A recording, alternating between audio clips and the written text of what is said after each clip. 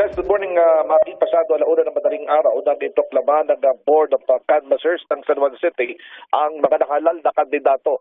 At kabilang sa ipinoklama, ang incumbent mayor na si Francis Zamora na nakakuha ng 57,998 na boto.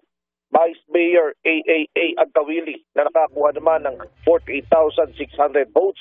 At Congressman para sa Lone District ng San Juan, Attorney Bel Zamora na nakakuha ng 44,545 votes. Bukod dito, ipinoklama rin ang mga nahalal bilang mga konsyal ng lungsod. Dinagsari ng mga taga-suporta ng mga nahalal ang canvassing area na sa kabila ng naranasan ng malakas na pagulan kagabi, tumagal nga ito ng ilang oras ay nagsipagtungo din dito ang mga supporters.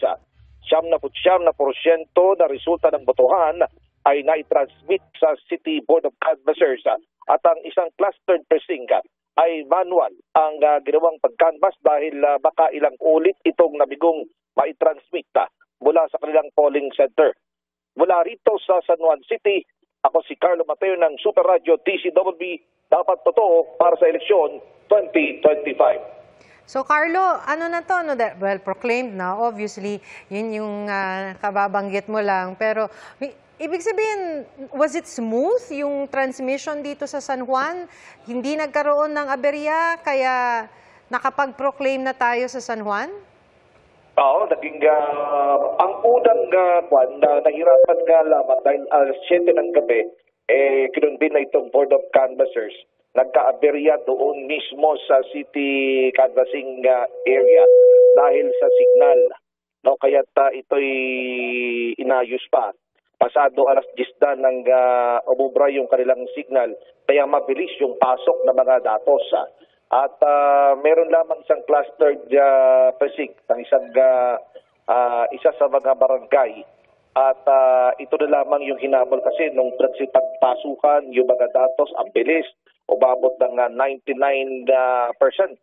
No? At isa na nga lang yung hindi nabilang yun, kaya dumating mismo yung mga miyembro ng board at yung buo, yung mga teachers, yung mga staff na kasama, at nagsumiti sila ng dahilan kung bakit hindi sila nakapag-transmit ng maayos.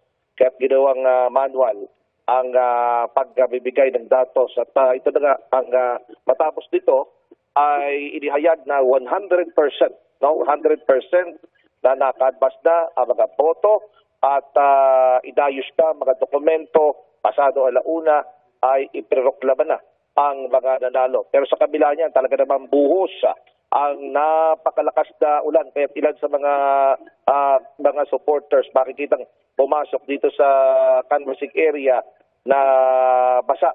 Halos pasado alas 12 na nang matapos yung malakas na pagulan.